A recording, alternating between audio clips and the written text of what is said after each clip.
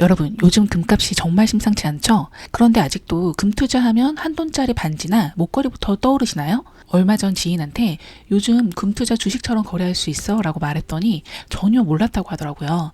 오늘은 금 투자 방식 3가지와 금값이 장기적으로 오를 수밖에 없는 이유까지 한 번에 정리해 드릴게요. 첫 번째 투자 방식은 우리가 가장 익숙한 방식, 현물금이에요. 귀금속점이나 금 거래소에서 한 돈, 두 돈씩으로 사는 금이죠. 손에 쥘 수 있어서 안정감은 크지만 공인비, 디자인비, 부가세 때문에 시세보다 10에서 15% 비싸게 삽니다. 팔 때는 공임이 빠지고 시세로만 계산이 돼요. 즉, 보유용으로는 괜찮지만 투자 효율은 낮은 방식이에요. 두 번째는 금 ETF입니다. 말 그대로 금 시세에 따라 움직이는 주식형 상품이에요. 에이스 KRX 금현물이나 타이거 KRX 금현물, 해외 ETF의 GLD처럼 증권사 앱에서 클릭 한 번에 쉽게 거래할 수 있습니다. 실물 금처럼 보관할 필요가 없고 소액으로 분할 매수도 가능하다는 게 장점이에요. 하지만 ETF도 증권거래이기 때문에 매매 수수료가 발생하고 차익이 나면 세금이 부과됩니다.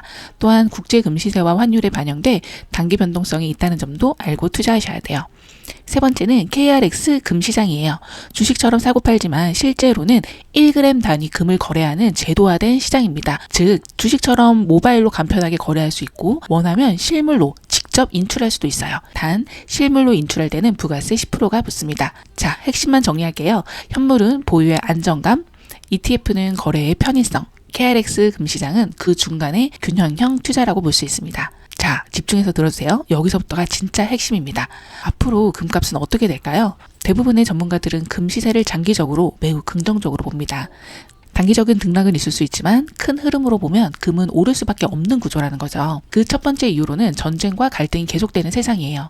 우크라이나와 러시아의 전쟁이 길어지면서 미국은 러시아의 해외 자산을 동결시켰습니다. 쉽게 말해 러시아가 다른 나라의 은행에 쌓아둔 달러 자산을 꺼내지 못하게 막은 거예요. 이걸 본 다른 나라들이 깨달았죠.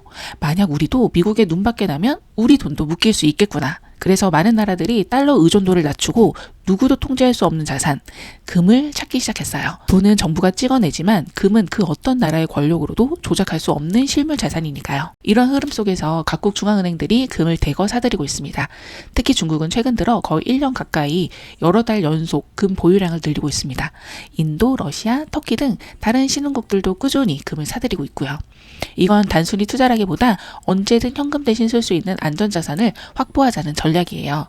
나라 단위의 큰손들이 꾸준히 금을 사면 그 자체로 금값이 쉽게 무너지지 않는 지지선이 생깁니다. 세 번째 이유는 물가 상승, 즉 인플레이션이에요. 요즘 장 보러 가면 느껴지죠? 예전엔 5만 원이면 장바구니가 꽤 채워졌는데 이제는 몇 개만 담아도 10만 원이 훌쩍 넘어갑니다.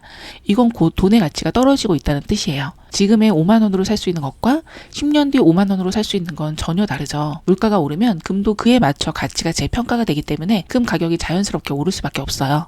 그래서 예전부터 금은 인플레이션 해지 자산이라 불러왔죠. 즉, 물가가 오를 때 돈의 가치가 떨어지는 걸 막아주는 보험 같은 역할을 해주는 거예요. 결국 금값 상승은 단순한 트렌드가 아닙니다.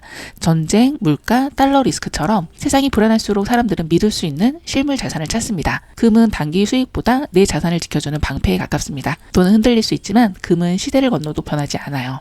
그리고 데이터를 봐도 과거 20년 동안 금은 주식 채권과 다르게 움직여서 5에서 10%만 섞어도 자산이 하락할 때 손실폭이 크게 줄었습니다. 즉, 금은 수익보다 안정, 위기 속에 버텨주는 완충장치입니다. 하지만 지금은 그 안정성에 더해 수익까지 기대해 볼 수 있는 자산인 거죠. 부동산이나 주식에 집중하는 것도 좋지만 자산의 일부는 금으로 분산해 두는 것. 그게 불확실한 시대를 현명하게 살아가는 한 가지 방법일지도 모릅니다.